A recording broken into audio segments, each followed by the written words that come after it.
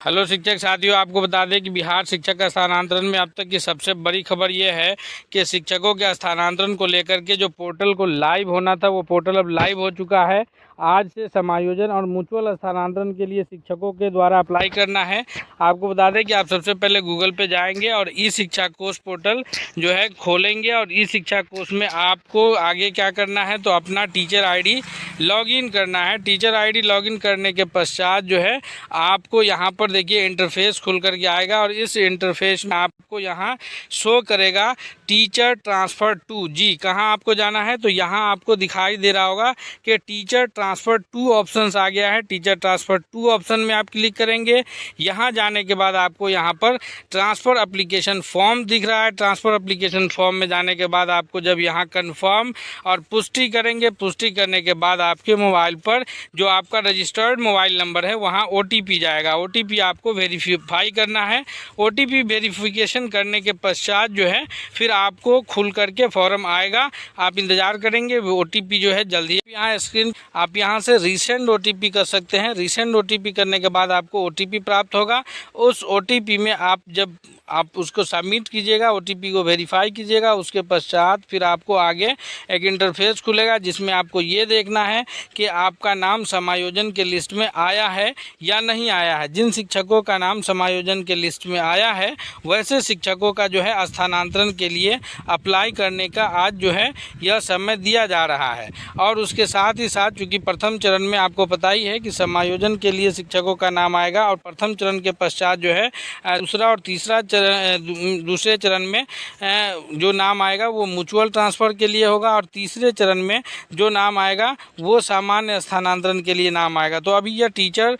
का जो transfer section है यह आपको पूरी तरह से जो है यह लाइव हो चुका है। आप देख सकते हैं लाइव होने के पश्चात जो है आप अगर स्थानांतरण चाहते हैं तो आप अपना ई शिक्षा कोष ID को लॉगिन कीजिए। लॉगिन करने के बाद आप जो है टीचर ID में जा कर के यहाँ पर आपको अपने ID से ही होगा, क्योंकि आप जब तक आपका रजिस्टर्ड मोबाइल नंबर नहीं होगा तब तक ये आपका वेरीफाई नहीं हो सकेगा। अगर आगे हम आपको स्टेप बाय स्टेप फॉर्म भरना सिखाएंगे। आप वीडियो के अंत तक बने रहिए। अगर चैनल पर नए हैं तो प्लीज़ चैनल को सब्सक्राइब करते हुए बेल आइकन को प्रेस कीजिए ताकि अगला हर अपडेट आपको सबसे पहले मिलता रहे। यहाँ जब आप आएंगे तो यहाँ पर आपको एक इंटरफेस दिखेगा। उस इंटरफेस में जो है ट्रांसफ़र को लेकर के टीचर ट्रांसफ़र 2026 के नाम से एक इंटरफेस होगा। जब उस इंटरफेस को आप देखेंगे तो फिर वहाँ पर आगे जाने के पश्चात जो है उसमें आपको ये पता चलेगा कि आज से जो समायोजन होना है आपके विद्यालय में छात्र शिक्षक अनुपात के अनुसार आपकी संख्या समायोजन वाले लिस्ट में है या नहीं है। क्योंकि आपको पता ही है कि समायोजन को लेकर के सरकार ने SOP जारी किया है कि जो शिक्षक विद्यालय में जिस विद्यालय में छात्र शिक्षक अनुपात से अधिक शिक्षकों की संख्या है, यानी जो मानक तैयार किया गया है प्राथमिक विद्यालयों के लिए 30 छात्रों पर एक शिक्षक, तो उस हिसाब से अगर आपके विद्यालयों में शिक्षकों की संख्या ज़्यादा हो रहा है तो उसके लिए भी सरकार ने मानक तैयार कर रखा है कि जिन शिक्षकों का उस विद्यालय में 5 साल या उससे अधिक समय से उस विद्यालय में कार्यरत है तो वैसे विद्यालय में 5 साल से अधिक समय से कार्यरत शिक्षकों को जो है माना जाएगा कि वो शिक्षक क्या है, वो शिक्षक समायोजन के लिए सरप्लस शिक्षक हैं। तो उनको जो है यहाँ से आवेदन करना होगा। और जिन विद्यालयों में जो है ऐसे कोई भी शिक्षक नहीं होंगे जिनका कार्यकाल 5 वर्ष या उससे अधिक होगा तो वैसे विद्यालय में वैसे शिक्षकों को जो है माना जाएगा जिनका सबसे कम कार्यकाल होगा, यानी जो TRE 3 में उसमें आए होंगे या TRE 3 के बाद ये कहिए कि स्थानांतरण होकर पिछले साल उस विद्यालय में गए होंगे तो वैसे शिक्षकों को सरप्लस मान लिया जाएगा, क्योंकि उस विद्यालय में दूसरे शिक्षकों की संख्या वैसे शिक्षकों की संख्या नहीं है जिस शिक्षकों की संख्या जो है 5 वर्ष से अधिक है। यहाँ पर नियोजित शिक्षकों को छोड़ करके जो विशिष्ट शिक्षक है, और सबसे बड़ी खबर ये है कि अब जो है BPSC TRE 3 के जो नियुक्त शिक्षक है जिनका अभी प्रोबेशन पीरियड चल रहा था, उनकी परीक्षा अवधि अभी जो है मई 31 मई 2027 में ख़त्म होना था। इसको लेकर के पहले जो SOP जारी किया गया उसमें यह कहा गया था कि जो परिवीक्षा अवधि के शिक्षक है उनका स्थानांतरण नहीं किया जाएगा, और जो परिवीक्षा अवधि के बाद जो शिक्षक आएंगे यानी TRE 1 और 2 के शिक्षक होंगे, और फिर उसके बाद जो है सक्षमता देकर के जो विशेष शिक्षक बने हैं उनका स्थानांतरण किया जाएगा। लेकिन इस बात को जो है शिथिल कर दिया गया है, यानी इस बात को ख़त्म कर दिया गया है कि अब जो है परिवीक्षा अवधि वाले शिक्षक भी इसके लिए आवेदन कर सकेंगे। तो इससे ये एक बड़ा फ़ायदा ये होगा कि जो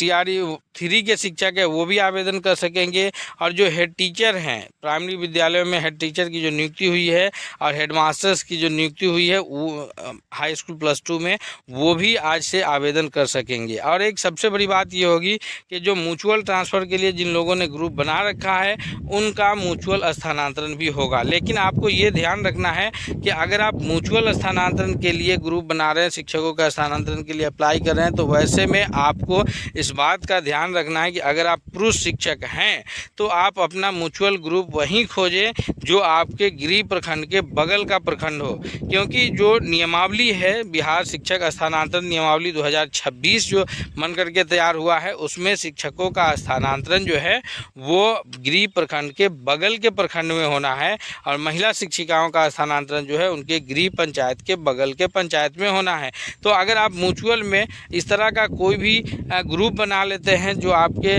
गृह प्रखंड का हो, तो अगर आप जो है पुरुष शिक्षकों के लिए यह एक नया परेशानी का विषय हो जाएगा। तो इसलिए इससे बचते हुए आपको यह ज़रूरी है कि आप अपना म्यूचुअल ग्रुप जो है वो बगल के प्रखंड में ही बनाएं, और जो महिला शिक्षिका है वो अपने गृह पंचायत को छोड़ करके ही अपना म्यूचुअल ग्रुप बनाएं, ताकि जो स्थानांतरण को लेकर के दिक्कत होगी वो आपको परेशानी न झेलनी पड़े। अब दूसरी बात यह है कि अगर वैसे शिक्षक जिनका SOP के अनुसार जो है नाम उनका नहीं आ रहा है, या SOP के अनुसार उनका नाम आ गया है लेकिन उस विद्यालय में आपसे पूर्व में जो शिक्षक है वो भी कार्यरत है, तो वैसे शिक्षकों के लिए जो है दावा और आपत्ति का समय दिया गया है जो 7 अगस्त से शुरू होगा दावा आपत्ति का समय। तो आपको जब इस तरह के कोई परेशानी आ रही है, यानी आप जिस विद्यालय में कार्यरत है उसमें आपका नाम सरप्लस शिक्षक के रूप में नहीं आना चाहिए था, गलती से आ गया है, तो वैसे शिक्षकों के लिए भी दावा आपत्ति में वो जा सकते हैं। और जो जिला स्थापना का जो ये है स्थानांतरण को लेकर के जो कमेटी है जिला अधिकारी की अध्यक्षता में, जिसमें जिला शिक्षा पदाधिकारी DPO स्थापना को शामिल किया गया है, तो वो लोग उनके आपत्ति और दावा पर जो है उसका निराकरण करने का कार्य करेंगे। उसी प्रकार जिन शिक्षकों का सरप्लस शिक्षक में नाम आना चाहिए लेकिन उनका नाम अगर नहीं आ पा रहा है, तो वैसे शिक्षक भी जो है इसके लिए दावा आपत्ति में जा सकते हैं, और उनका भी जो है निराकरण के लिए जो जिला स्तर की स्थापना समिति है वो इस पर कार्य करेगी। तो ये एक बड़ी खबर है शिक्षकों के लिए, क्योंकि आज का दिन बहुत ही इम्पोर्टेंट होने जा रहा है, और ख़ासकर वैसे शिक्षकों के लिए जो चूँकि प्राइमरी विद्यालयों में पिछले वर्ष अधिकांश शिक्षकों का स्थानांतरण हो गया था, लेकिन कुछ शिक्षक प्राइमरी विद्यालय के भी जो थे वो स्थानांतरण से वंचित रह गए थे, तो उनके लिए भी एक बहुत बड़ी खबर होगी। और इसके साथ साथ आपको बता दें कि जो वैसे शिक्षक हैं जो एक 6 to 8, 9, 10 और 11, 12 के शिक्षक है, जो अंतर जिला के शिक्षकों का स्थानांतरण तो जनवरी 2026 में हुआ था, लेकिन समान जिला में दूर के प्रखंड में खासकर महिला शिक्षिकाएं जो है वो अपने घर से 50 किलोमीटर की दूरी पर कार्यरत हैं, उन शिक्षिकाओं के लिए एक बड़ी और राहत की खबर होगी कि अब उनका स्थानांतरण उनके गृह पंचायत के बगल के पंचायत में हो जाएगा। यानी अगर वो 50 किलोमीटर की दूरी पर कार्यरत थी, तो अब उन महिला शिक्षिकाओं का स्थानांतरण करके उनको जो है 5 किलोमीटर की दूरी पर ला दिया जाएगा। तो ये सबसे ज़्यादा प्राइमरी विद्यालयों से ज़्यादा जो है यह 6 to 8, 9, 10 और 11, 12 के शिक्षकों के लिए राहत की बड़ी खबर होगी। और उसके आगे आपको हम बता दें कि थोड़ी सी परेशानी होगी वैसे शिक्षकों के लिए जो